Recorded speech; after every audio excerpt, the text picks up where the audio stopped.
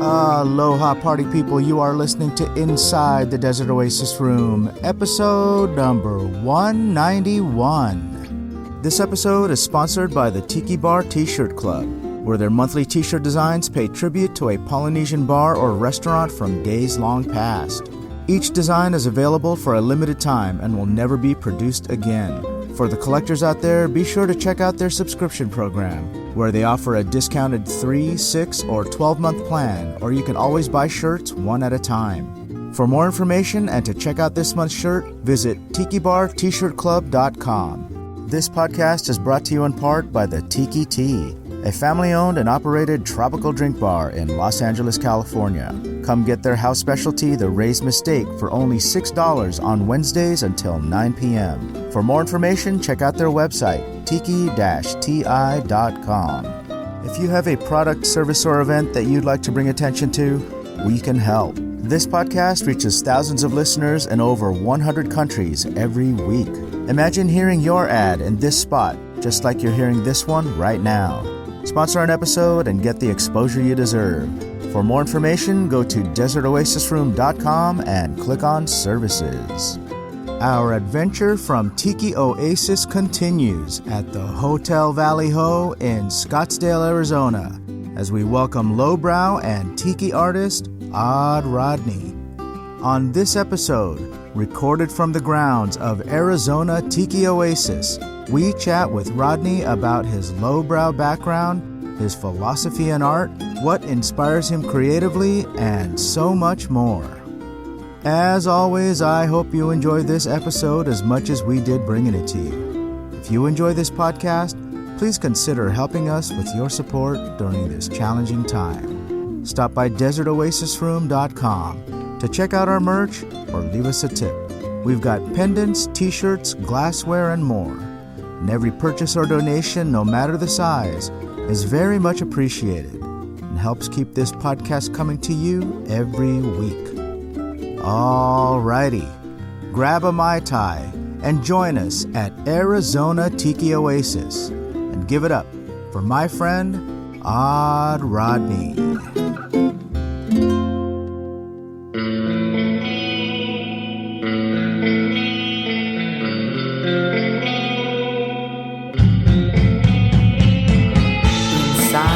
Desert Oasis Room.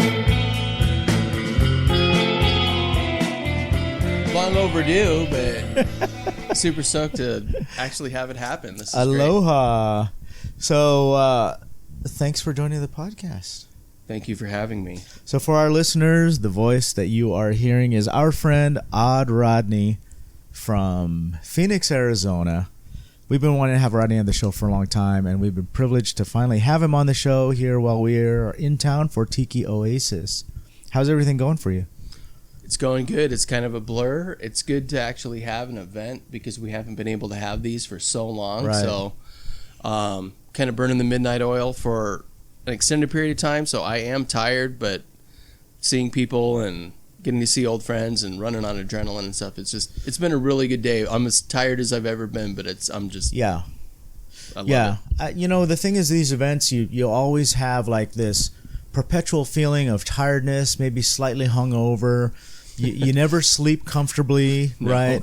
So it's like when you go to Vegas, right? I've never been to Vegas and felt 100%. I've always felt sleep deprived. You need a vacation from your vacation. Yeah, completely. When you prepare for an event like this, how long does it take? How much time ahead of the event do you have to actually start working to have the products that you are going to be offering?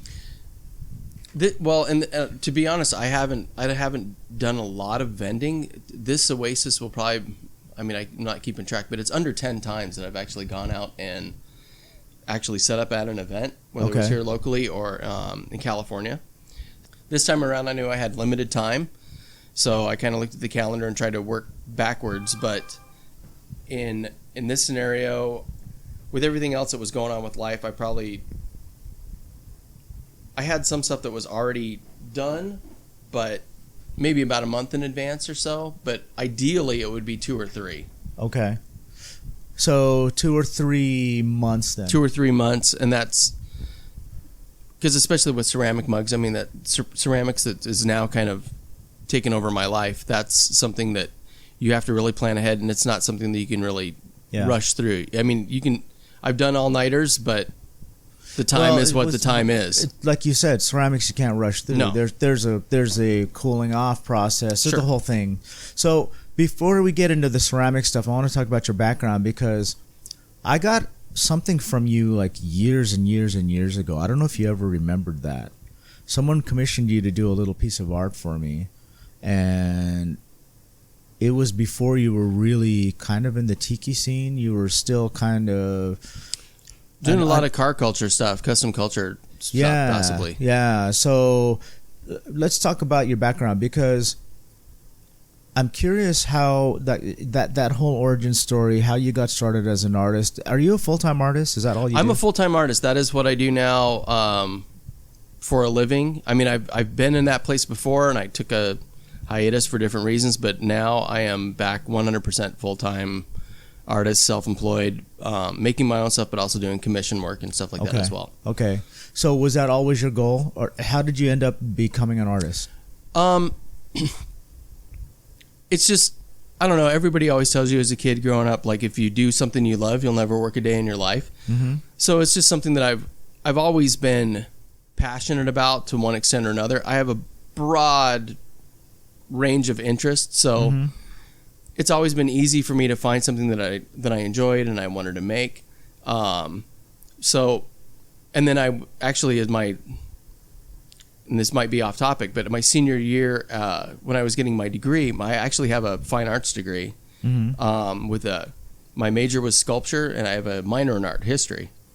So when I was closing out my my bachelor of fine arts degree, I actually worked at a theming company in Tempe, Arizona. So I did a lot of that commercial work. So I did a lot of the Build-A-Bear toy store stuff. Oh, you did? Yeah. So all that stuff that like I worked on years and years ago. And one of our biggest clients was Mattel Toys. We did stuff for Disney on Ice and things like that. So it was at that range that I realized that even if it wasn't high art, I could make a living working with my hands in a creative way, making objects. So that just kind of took me into that realm from a commercial artist standpoint, commercial sculptor, I guess you would say.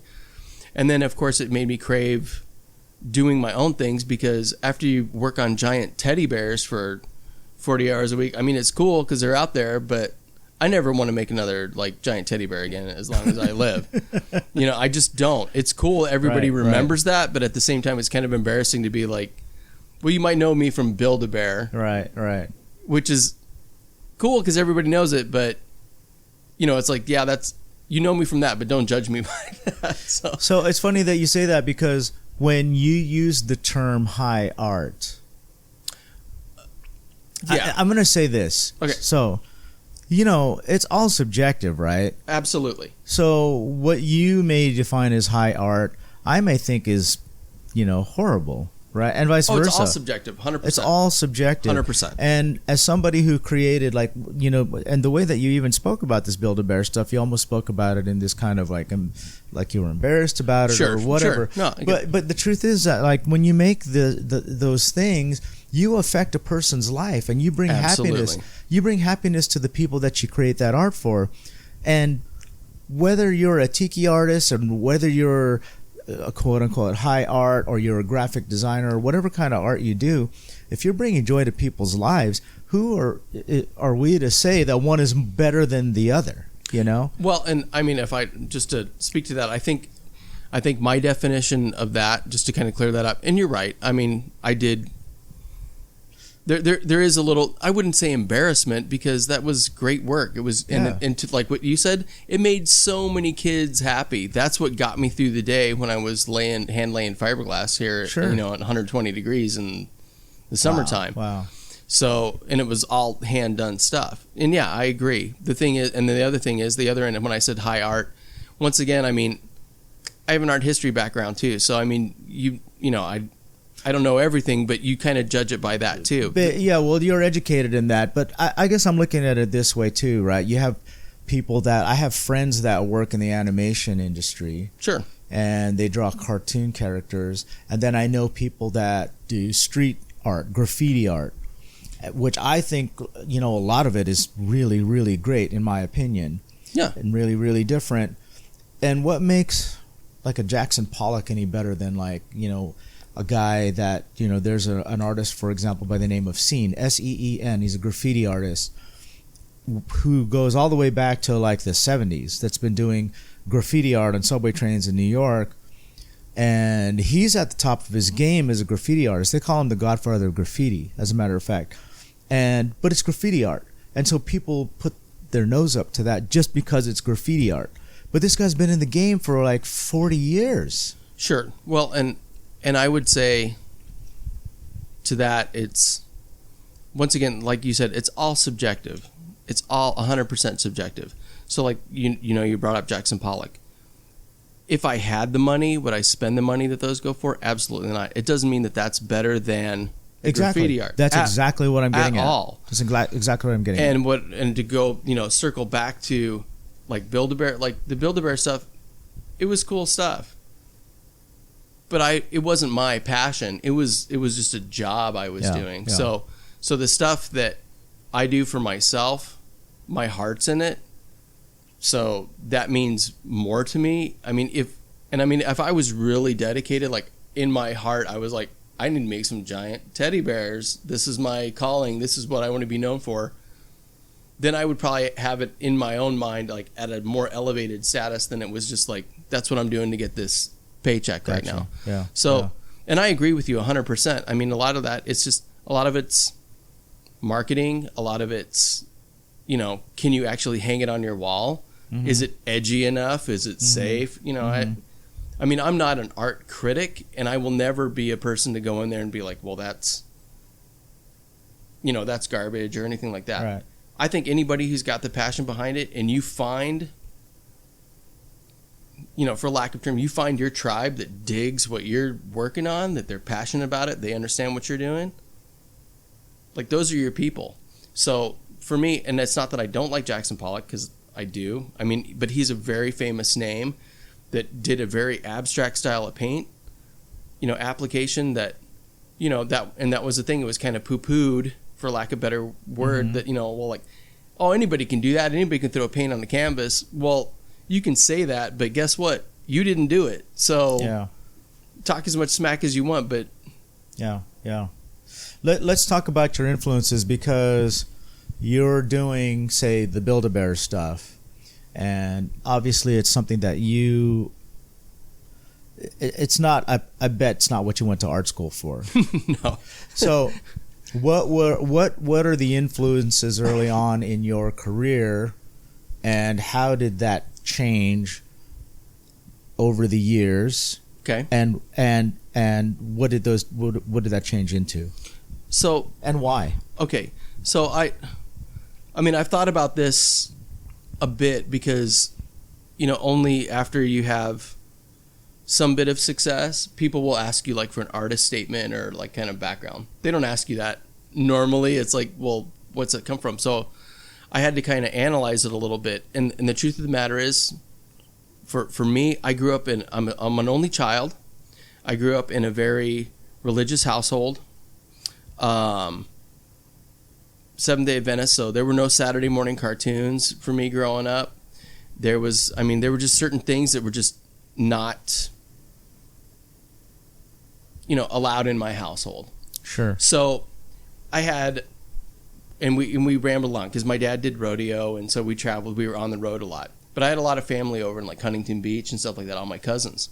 So when we go to visit my cousins, who were living a very, in my parents' world, a very secular life, my cousins were awesome, because they would be like, they give me like old Ed Big Daddy Roth model kits and stuff. They give me their hand-me-down stuff. They introduced me to Batman and Robin. So I got my first like Mego Batman and Robin from them, and like just, goofy little creatures and stuff, and trading cards. I thought I won the lottery as a kid when my cousin took me to the Quickie Mart and like dropped, like, what do you want in this store? And of course I wanted like all the junk and all the trading cards. Yeah. So those things, even though they were worthless little pieces of plastic or whatever at the time, those turned into my treasure. So that was like stuff that I really wasn't supposed to have. Okay. It seems harmless, right? But at that point in time, that was so I gravitated more and more towards the custom culture scene, because one of the things I loved was the wacky packs with like the odd rods and stuff like that, the automobiles. Is that where the name came from? So no, it's not. And a couple people have asked me that, and I mean the real story is a really boring story, but if you want to know, I will tell you. Oh yeah, of course. So the Odd Rodney thing came from I've had multiple incarnations of self-employment over the years. Okay. And but the closest relation is, at one point I was like, all right, I'm doing my own business. I'm going to do this. I'm going to call it Roddities. Okay. And my wife and I were having breakfast, and she's like, this is awesome because you make odd stuff. You make oddities. It's just Roddities. So I had like T-shirts printed. I had a huge, at the time I was driving a 1964 Ford station wagon. All right. It was just like a giant. Awesome. So I had vinyl in the back. I love it. And I was so proud of it. Like I had pinstripe logo and everything because I was doing a lot of custom culture stuff. I was so proud. And then I would go to some place and somebody see it and they'd be like, what does that say? Is it Rod Ditties? Rod Ditties? And I was like, oh man, you got to be kidding me. But this is when like the internet was fairly. I'm an old man, so this is when the internet was new. Like dial-up still happened, so nobody would remember the website. You would have to like, you could spell it, they wouldn't remember, and so I was just like, they don't remember, they don't know the name, they can't hang on to it. And my introduction to all this stuff was through like people like Big Toe and all these people using the pseudonames and stuff. And I've always made odd stuff, so it was just like Odd Rodney makes sense. It's easy to remember. It's easy to spell. I can say it to people; they'll remember it. And so it was just kind of like, at the time, it was just a safe option to get out of Rod Ditties. Yeah. Which sounds just so stupid right now. Like, I'm admitting it. Not when you say it out loud, right? By the way, if anybody wants, I have some vintage Rod Ditties t-shirts in my closet. Seriously, they're like 15 years old. I have them. I swear to God. I gotta have one now. I gotta have one now. I have sweatshirts. Yeah, no, but it was just like, it didn't stick. It didn't roll off the tongue. Yeah. And now, I mean, that's who I am, and I'm proud to have that. I'm proud that people, wear me.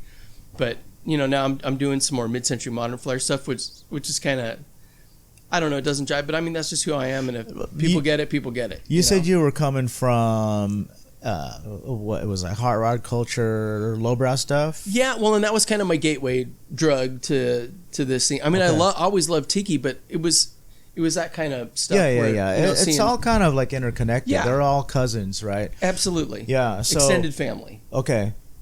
But now you're actually doing mostly tiki stuff. I mean, you've kind of like transitioned across. Yeah. Was there something that influenced you specifically, or was that just a natural transition? There's a couple things. The first thing is that I would do. I did gallery shows at Gasoline Gallery in El Segundo and stuff, which is always a great time. And I love vintage cars and everything. If I was going to pick a time era for me to go back to and live in, it'd be like 58 through 63, not based on anything other than the design of everything. Right. Solely 100% the way people dressed, 100% cars, whatever you're drinking out of, the way people dress. I mean, I'm not a... And it's funny that you say... But that's my window. It's funny you say specifically 58 to 63, because I know what you're saying. No. So we have... It's the atomic age future. It's the atomic age. And everything changed after 63. Yeah. Everything changed from the atomic age where cars looked like spaceships. Yep. And in 64, everything became boxy. Everything started to go square. Yeah. And there's a theory about that. So the theory is that there's this particular piece of medium called foam core. And it was a new medium that was introduced to the public that art students started using. And you know what foam core is. I do. I use it all the time, which is making me think you're going to talk me out of using it in the future now. No. I'm just saying that that we went from cars with curves and tail fins to cars that were boxy. They lost their curves because they were being modeled with foam core. Well, and those guys, you watch some of those old videos. I mean, those guys at GM, Chrysler, all that stuff. It was like several hundred pounds of clay on a wood bulk sculpting that whole thing. I could watch those all I love it, day man. long. It's kind of strange to me because the way that they would make the frames for these clay forms was not the way that we would think that they did. They would use these, like, it was almost like the fins of a fish, right? Where they would use these slatted. They do all the ribs all the way down. Yes, ribs all the way down from the front bumper to the rear bumper. And they would somehow form the shape of the car that way, right? Which it's in my opinion, out of the box thinking for someone that is not an artist. You know, it's hard to see the shape of the car when you do it that way. But that's how they were doing it. But I'm sure they had dimensions that they had to follow into for full size and whatever they wanted. And then, you know, there's parameters given. But I mean, a lot of those forms were hand formed by human hands, even though there were, you know, obviously tools involved. But that's where you kind of get that organic, like, just goodness. I don't know. You can't. There's no way to cheat that. It's like it either works or it just falls a little bit short. And when it falls a little bit short, it's a failure. So, totally. Once again, my opinion. So let's talk about all that, because you transition from all that stuff. 58 to 63 is that window that you like. Is the tiki stuff also falling in that window? For me, it is, because, well, I mean, it's specifically right now with what I'm doing. I've done tiki work over the years. You know, and people have asked me, like, why I don't do palm carvings. The reason I don't do palm carvings is there's a lot of incredible people carving palm. Yeah. If I would take that on, like, I wouldn't want to be a mediocre palm carver. I'd want to be a great one. So, and that's a fair answer. I mean, like, there are. So I got to bring something new to the table. Sure. And it's not that I'm afraid to compete with these guys. No, not at all. It's just that, like, they're doing such a good job. Can I bring something new to it? It's a completely different discipline of art, too. Absolutely. Right? You have oil painters that are artists, and you have palm carvers that are artists. They're both artists, but they specialize in something completely different from each other. Sure. Yeah, that makes sense. So, I mean, and for me, right now, I mean, I love, like, I already told you my window, right? So, like, I love mid-century modern. I love tiki, and, I mean, I've been doing some of this stuff since, like, the mid to late 90s is when I started my first carvings. But the mid-century modern thing is just I love it. So for me, it's a really good creative challenge to take. Like, if you notice, like, some of the, I'm going to talk about the mugs right now, but the staples, the mugs that I, in a very short period of time, that, you know, I've been blessed.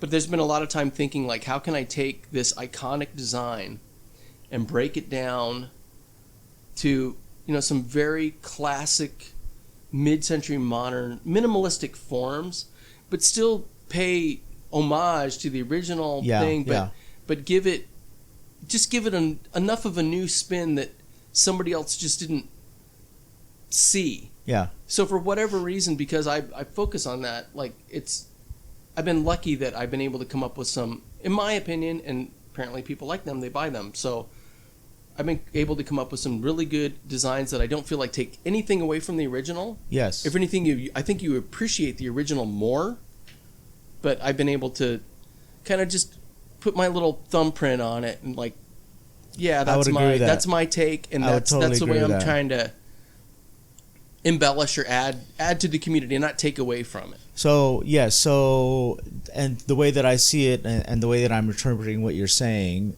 is that you're taking a piece of art, putting your personality into it without compromising what it's supposed to be, and at the same time maintaining the integrity of the piece, just staying respectful to what it's true character or personality is. Well, and that's the hope. I mean, so we're looking at this square Suffering Bastard mug right here. That's super mid-century, super modern, super Odd Rodney, but it's not done in a disrespectful way. It still looks like a Suffering Bastard that, I mean, it's very tasteful and it's very respectable to what it is. But it's your own spin. Yes. That's actually really tough to do. Oh, no, I agree. And well, that's some of the things I've had a few people be like, "Oh my God, it's so simple," and it's like you have no idea that how many sketches. Yeah, exactly. So it's just because it isn't visually complicated. That there's a lot of work to try to figure that out. And I mean, this particular Suffering Bastard mug. I mean, for once again going back to the mid-century modern thing, we have a lot of mid-century modern furniture in our home. Yeah. We've been collecting that stuff for over 20 years. We have stuff now that we bought when it wasn't cool that I couldn't afford to buy now because the price has gone up. Because it's gone up. So one of my favorite furniture designers he was an architect, American architect. His name is Adrian Persall, and we're lucky enough to purchase a couch, a gondola couch, and a couple matching chairs. So I found his stuff, but he actually made this incredible chair. It's called the Grasshopper chair. And it has this incredible footrest that goes with it, so it's all walnut, I know that chair. So if you look at the legs on the Suffering Bastard, it totally. is 100% unapologetic. Like if you know the Grasshopper chair, once you see it, you can't unsee it. Yeah. So it's funny and you're right, and I would have never thought that until you mentioned that. But I mean, once you see it, you can't unsee it. You cannot see it. Yeah, completely. Yeah. I love it. So, and the truth is that particular mug, from a standpoint of actually making something, it was a dumb choice to do 4 legs floating in space because when this thing isn't, fresh out of the mold, it doesn't support its weight. There's some trickery and craftiness that goes on to make them. Well, that's part of the artistry. So that's part of the artistry. But I'm really proud because of that's part of the process. And I'm proud of that design. I love that design. I feel like it doesn't take anything away from the classic. Not at all. And I think that our friend Ross actually posted up a picture of like my mug with a traditional style. Yeah, he did. Trader Vic's, Suffering Bastard, and I mean when you see them side by side, you can see that I just kind of like flipped the form where the original is narrow on top. Now that you mention that, I totally see it. Wow. So that's pretty cool. So it's in a lot of ways it's kind of a reverse. Wow. So when I love it. But if you put them together, the forms still have the legs. They still have this. Totally. The forms. One is flared this way. One is flared that way. So they can be buddies. Yeah. We can all get along. Can't we all get along? We can all get along. So as a creative person, I this thing that I do, right? When I do this podcast and I do the YouTube stuff, somebody that creates content, I mean, you create a different kind of content. Your content is an actual physical product, right? Sure. The content I create just happens to be digital. But when you're creating content or a product or whatever you want to call it, creativity can sometimes be challenging. Yes. Let's talk about like the creative process for you. So as an artist, I'm sure you've had creative blocks more than once. Oh, it's a constant challenge. How do you get past that? Me personally, I mean, I've had a lot of life changes in the last couple of years. So I mean, I would like to say that I've grown a lot as a human being, and part of that is taking a moment. I'm proud to admit it. I am a meditator now. Oh, so dude, there's nothing wrong with that. It's changed. That's changed my life. It's made me a more focused person. So clearing your mind and just kind of letting thoughts kind of come in and come out, and when something sticks. My personal process is I have no shortage of ideas. If I lived to be 170, I would never be able to make them all. But I get ideas, and then I just kind of have this, me personally, I have this kind of test where they kind of kind of sit in my head, Mm-hmm. and they kind of bounce around. Mm-hmm. And if I remember the idea in a week, I know I like that one, so I'm ready to invest a little more thought process into it. Some time, I fall in love with it a little bit more. And I mean, depending on my schedule, I always have so many things going on. But if I get to that point where I'm like, I have to make this, Mm-hmm. then I know that I'm going to be in it. My heart's going to be in it 100%. I'm committed to it on a personal level, to the point where I'm committed to make it, whether it is something that sells or doesn't sell. Like, I'm committed. Like, at that point, I have to make it. I have to see it through, just for myself, if nothing else. So that leads me to another question, because, there are times when people put effort into a process or a piece, and they spent so many hours in it, and maybe you have this piece that you have in your head, and you put in like an hour, 2 hours. Let's forward that now to 50 hours. Let's forward that now to 100 hours. Yep.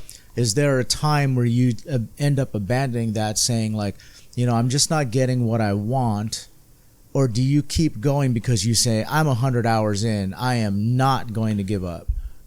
What's funny is, if I'm committed to it, I will see it through. No matter what. No matter if I'm committed to it, it ain't over till it's over. So Okay. and that's one of the.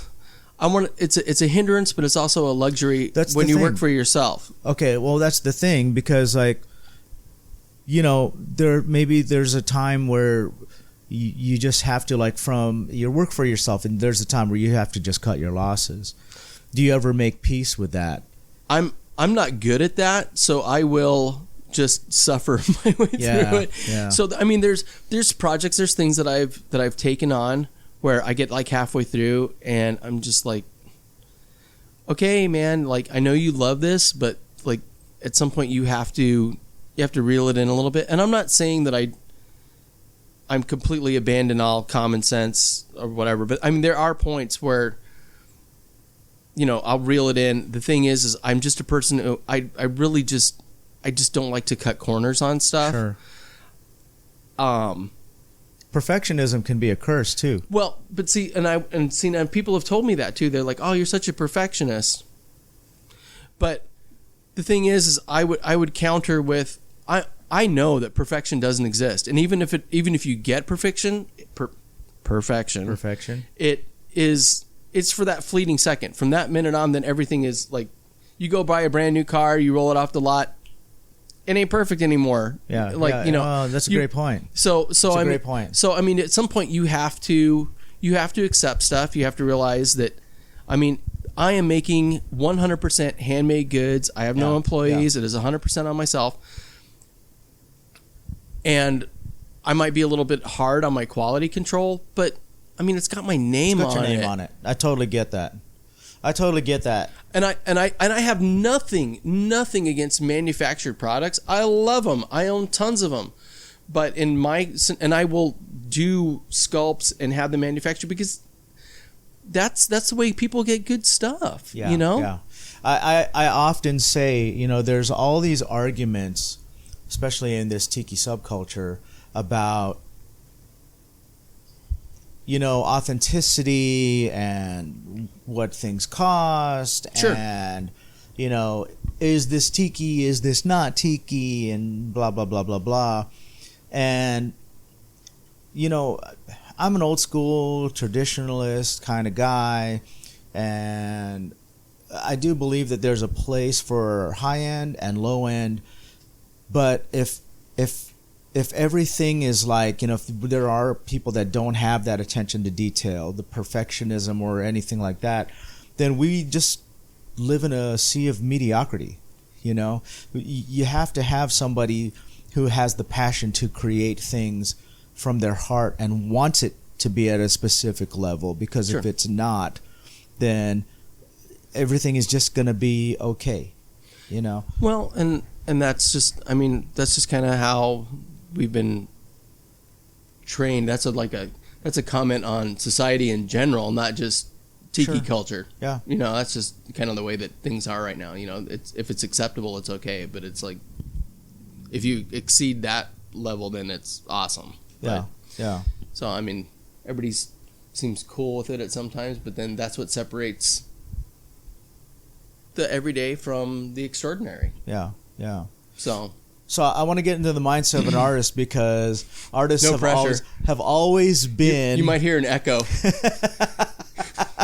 Maybe a couple of beans in a tin can. If I'm lucky, it's a 2-bean day. And there you go. I'm saying that obviously lovingly as a joke, but artists have always been considered eccentric and out of the box, and thanks for the compliment. Flamboyant and all that kind of stuff, right?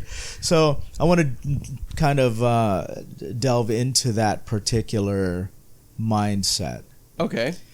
Do you have like any kind of eccentricities, OCD or anything like that? I don't know that I've ever been diagnosed. If I opened the pantry in your house, labels are facing all different directions. It doesn't matter. It's just chaos. I know that there's cans of food in that thing, and I will rummage through them till I find what I know is in there, but it's not organized. Okay.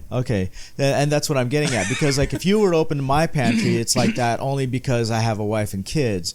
But if I were living alone, everything would be facing forward. Because if you have the medicine cabinet in my bathroom, everything's facing forward, smallest bottles in the front to the largest bottles in the back. I don't alphabetize them, but I do categorize them so that I have all of my particular... Like if you open my refrigerator, all the hot sauces are on the same shelf.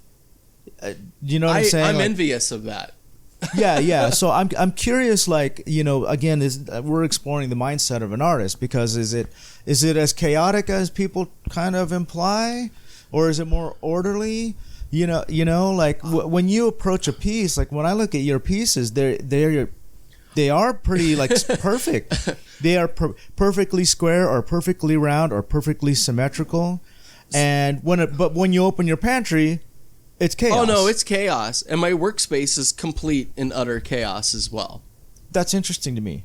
No, it's like if you see the finished product, and you would assume that I was maybe working in some kind of clean room, possibly. No, man, when I'm slip casting, especially in the summer here in Arizona, I'm in like a tank top, boxers, and flip flops, pouring that stuff in my garage where it's 122 degrees. I'm just doing the work and getting it done. So let's talk about the perfectionism angle now. So we have this mug here that I don't see any flaws. I think it looks really great. Thank you. It's obviously a quality control thing for you. That's why you're drinking out of it, and you're telling me because if I drop it, I don't care. You can't sell it. Well, please don't say that, because if you don't care about that, I want it. So, well, I don't see the flaw. But so let's talk about the perfectionism side. So, like, you have how many of these did you make? For example. So, specifically the Suffering Bastard mugs. When I first started the thing, I thought I was maybe gonna... I love the design, so I was like, people would really like these. I would like to make it open-ended. And then after I made a few of them and realized how much time it was going to take, and then each one of these, and that's what's crazy. Once again, why would you do this? Only because I had an idea in my head, right? So it takes me, for each one of those mugs, I have at least an hour and 30 minutes hand sanding the seams out. Wow. So even though it's a holy cast, moly. So even but that's how you get the crisp lines. Yeah. Because you can make a really solid mold, but even after you pull 10 castings out of that there's mold, always yeah. So you're gonna have some I call it flashing, which is basically where the two seams in the mold come together and clay creeps in. that is. So you have to clean that up no matter what. So I mean, it turned into one of these things where it was like, it's a beautiful mug, but it takes over an hour and a half to cast it. It takes over an hour and a half to hand clean it up. Then you go through the thing, and it's stoneware. So you can. I mean, in one mug, even though I've already done the sculpt and everything, I can already have 3-4 plus hours into making it, putting in the kiln, and it can go wrong in the glaze firing stage, and then it's junk. Right. So right now, in my garage and in my house, out of those, I have about 20 rejects that are sitting around. That's what I was getting to. That's what I wanted to know was how much of these do you end up considering waste? For this particular mug, I have, on average, I'm losing about in between 8 and 10% if I was going to throw numbers on it. That just don't survive. And either it's because I go back and I try to refire them, and then the outside is perfect, up to standards, and then the interior glaze goes out. Yeah. So, I mean, it's just part of it. I have, undergraduate history in ceramics, but I've only been making my own tiki mugs it hasn't even been a year and a half. You're kidding me. No. Seems longer than that. The first tiki mugs I sold in person that I made with my own hands, fired in my own kiln, was December 1st, 2019. Wow. In Santa Ana, the Tiki Land Trading event. Did COVID skew my calendar or something? Skew my perception of time? I think it skewed all of our perception of time. Yeah, because it seems like you've been making mugs longer than that, and especially looking at the artistry in the mug, it certainly looks like you're more skilled, more experienced than a year and a half. Well, once again, and because there are artists out there that have been in the game for years. Okay, but I thank you for that. But the other thing people need to maybe know and realize is that, I've been working in the commercial art industry, mold making, dealing with fiberglass, a lot of silicone mold making, small and large scale. I used to have my own fiberglass mold shop. Okay. So even all these precast concrete planters that are around the Hotel Valley Ho, I had a part in making all those. Oh, really? Okay. So that's kind of my background. So I've been making molds and doing sculpture on some level, either for all of my income or a great portion of my income, for about 25 years. Okay. So to get that to translate into ceramics, I just needed to push, and the support from my great mentor Carol Graveham. She's the one. I was going to farm my stuff out, and she's the one who was like, "Don't you dare! I will." She's like, "You already know how to do the hardest part. I will walk you through the other, and you will be great." So I love that. She gave me a huge gift just from that support and that knowledge, that just filling in those blank spots, because I wasn't going to touch it. Yeah. Sometimes that's what it takes. Sometimes that all it takes 100%. Is that little thing that makes you think well, why not me? Why am I thinking? Well, and I resisted it. Yeah. I fought it for years. Sure. Yeah. Because I was like, I know it's gonna take up a huge space. It's gonna be an investment. It's gonna just the amount of stuff. And I also think that there's more to it than just that kind of stuff too, because we are human beings and we also fear failure, right? We fear that we doubt ourselves, right? There's a motto that I live with every day, and it goes like this, quote, "You versus yourself," end quote. 100%. Right? Our biggest enemy is our own selves. It's our own self-doubt. It's our own insecurities. When I say that, you know what, I want to lose 20 pounds, the only person who's talking me out of doing it is me. My wife's not going to talk me out of it. My kids or my friends, nobody else is going to talk me out of it. I'm going to tell myself that I can't do it. You versus yourself. But once again, for me, and that's another thing that I've learned in life, is that the sweetest rewards are the challenges that I give to myself. That's the personally. Other thing. Yeah. And I get there. So that's why I'm stubborn about certain projects. That's the other thing. And there's projects, there's things that people have brought up, but I wish I could work 24 hours a day and multiply myself and do them all, because there's so many things I want to do. 24 hours a day is the great equalizer. That's all we get, right? Right. But if I'm committed 100% to the project and I'm excited about it, if it's for me, then I kind of don't keep track of the time. I'd be honest. I'm not scribing down I spent 8.5 hours on this, so I need to make sure I make this amount of money. Hey, you know what? If I'm invested, I'm having fun, I'm winning. You're talking to a guy who does a podcast and a YouTube channel as someone who pursues his passions. Yeah. So I'm just like you. I'm not putting all this time into this podcast, calculating how much time I put into every episode. It doesn't matter, because I'm passionate about what I'm doing. And so you're going to get a product that reflects that passion, right? It's the same reason why. Yeah, it's the same reason why when people go to a 9 to 5, they just do enough to not get fired. Absolutely. Because they're not passionate about it. They're doing just enough to keep their job.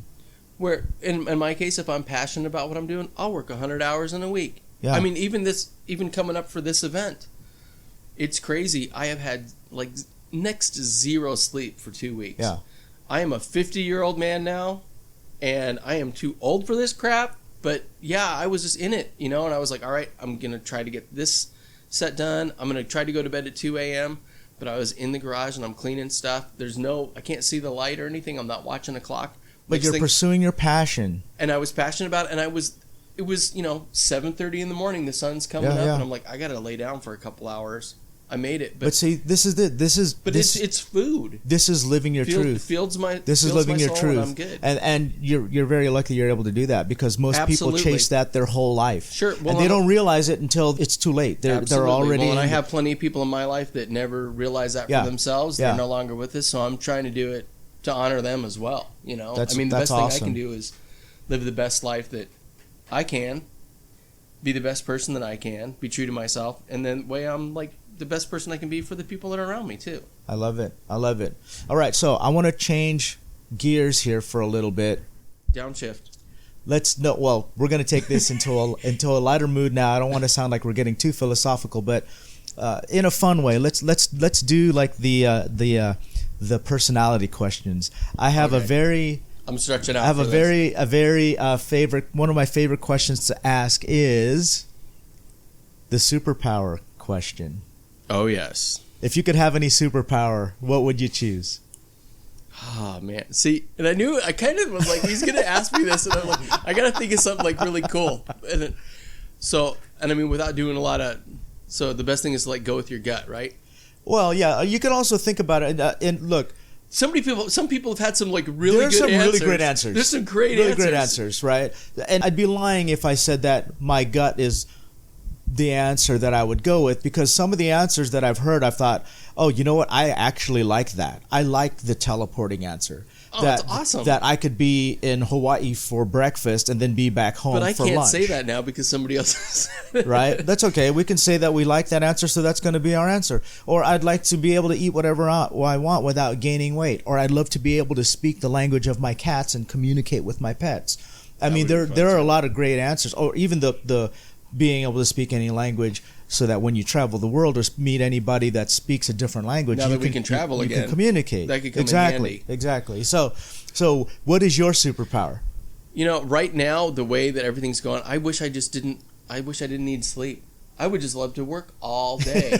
No, as like insane as that sounds, I would just like to be able to pursue what I want to do 24 hours a day and not need to recharge my batteries.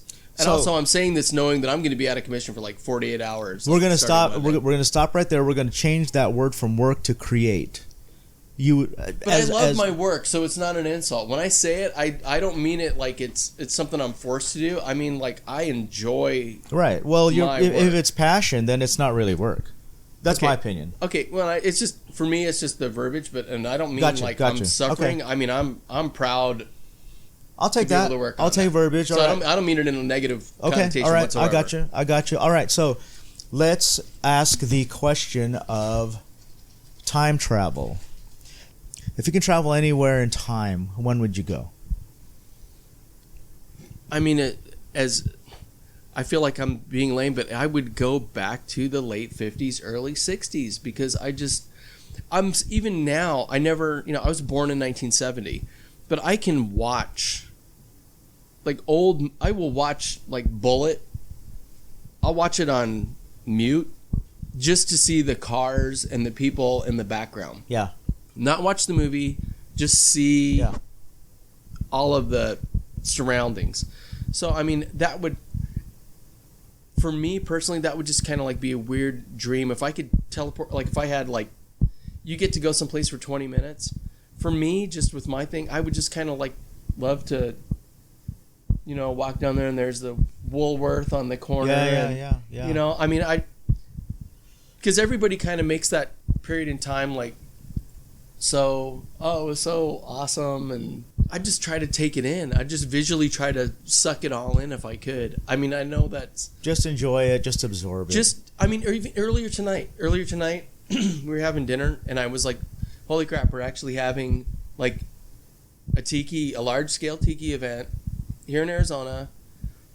It's like, we're kind of like breaking the ice again. Everybody, people are dipping their toe in the water, like, hey, it feels safe, and we're having fun. Yeah. And then I'm having fun, but, oh, crap, I got to put my mask back.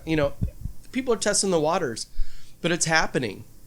Like, we didn't know if we were ever going to get this again. Yeah. So I actually went out to the front, and I was by myself. I just took a little stroll. Part of it was because I was a little boozy and just needed to stretch my legs. Yeah. But, I sat out there for a minute, and I did probably what I would have done in that scenario. It was just like, just take it in and be like, hey, this is really happening. You're surrounded with, like, all these friends and all these people you've missed for so long. Just take it in and enjoy it. And just, like, be in that moment for myself and just appreciate it. All right. Question number 3. If you could spend time with anybody, dead or alive, real or fictitious, who would you choose? How long can you hold a pause on this thing?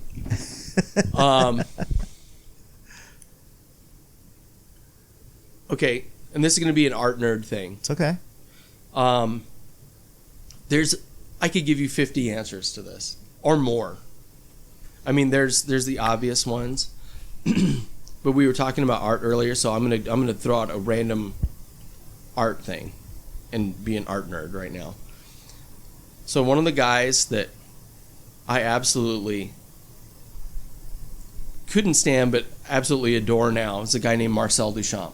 Yeah. I know that name. But the reason I have grown to love him is because of his ready-mades. Okay. If you're familiar with the ready-made concept. So he took ready-made objects that were out in the world, whether it was a rack that they would dry out milk bottles that they had washed or whatever, or a urinal. One of his more famous things, he took a wooden stool and put a bicycle wheel on the thing. So the point of all that is that maybe the finished product wasn't like amazing and mind-blowing, but it was a thought process behind it. Because it was kind of like a little, screw you. But I mean, those manufactured things, how slick they were and how they are as, you forget about their utilitarian use. Yeah. And you like observe them as an object that is created that has form. And he brought those things into gallery spaces. So I just think, like, at that period in time, he was so snubbed and ridiculed in all the salons. But, I mean, that takes some guts. Sure. But he saw something in it that other people didn't see. And I just love the thought that, he even thought of that. Yeah. So it's just a little out of the box. So I'm just a huge fan of thinkers. Got it. Yeah, I love it. All right, final question. What's on your bucket list? Oh, man. Well, this last year, we were, everybody had plans to travel and stuff. So, I obviously, as far as traveling, my wife has done more traveling than I have. I hate to admit it, but my excursions have been primarily in the U.S. Multiple trips to Hawaiian Islands, which obviously we love. But I would like to, I really want to go to Australia, and we got friends over there, and then oh my gosh, my wife really wants to go to Bora Bora. So I think a lot of it, she's put up with some of my crap for so long that I would really like to just travel with her some more. So yeah, I love it. More traveling, because you experience different things that you wouldn't get exposed to. 100%. And even Hawaii trips, which you can take at any time. Yeah. Our best trips to Hawaii and the islands is when we go and you just go off the cuff. You don't make an itinerary. You don't plan stuff out. And we've had some of the greatest experiences there when it wasn't planned. You just rolled with it. And then the thing, I also learned from that, trying to go back on another trip and trying to recreate that. You can't. Yeah. You might be in the same place. It might be the exact same day of the month and a year later, but you can't recreate what happened in those events. So you just got to roll with it, and they're just happy surprises, and you just... I got to get on that. That's an amazing observation that you just made about trying to recreate that experience. I've done it and I failed, and so I don't do it anymore. You have that nostalgia, and you think about it for you years. You have such a good memory. You want to recreate it. You can't. Don't even try. Don't even try. You can't. Because the bar is set. The bar is set, and you will always be let down. Yeah. Your memory is potentially far better than the reality. It really is. It really is. Yeah. So I mean, my wife and I have learned that. We've had wonderful trips to like Kauai, multiple trips to Maui, and we go to the same places, but I've just kind of learned to not have those expectations of a place, because a place can only give you an experience, can only give you what you're willing to receive. Yeah. Completely. I mean, you can be on a train and rolling through the mountains, and it can be beautiful scenery, but if you're looking at your phone, you're going to miss all of it. Completely. Well, Rodney, we did it. we're all done. Yeah. You're done? We're all done. You can talk for like 4 more hours. I can. He wants that to happen. I kind of do. So before we wrap up, let's have our listeners find you online if there's any place that you want to promote, and if they want to see your work, they want to buy any of your goods, where can we send them? So primarily for me right now, I have social media. I will say that I am lazy about it. I primarily post on Instagram because I love the fact that it's photo driven. So people can find me at Odd Rodney on Instagram, just O as in Oscar, D as in dog, RODNEY, all one word, on Instagram. I'm also on Facebook. My art page is Odd Rodney Art, and if people remember, I actually have a website too, which is oddrodney.com. Perfect. There's links on there to whatever the website. I'm horrible because I have to wear a bunch of hats to do what I do, and I tend to focus on my work, and the website and other things kind of suffer because of that. But if people would like to follow me on there, they can message me, email me. All those links are on the website, and they can contact me through social media and check out what's going on. But that's usually, right now, that's kind of my go-to because I can do it on my phone and I can do it on the fly. Got it. All right, so for all our listeners out there, if you want to see Odd Rodney's work, check him out on Instagram at Odd Rodney, and show him some love. Give him a like, give him a follow. And if you would like to see more from us inside the Desert Oasis Room, you could follow us on our social medias at Polynesian Pop. You can find us on YouTube at youtube.com/Polynesian Pop. And you can listen to future and previous episodes at our website, desertoasisroom.com. Thanks for joining us again for another episode.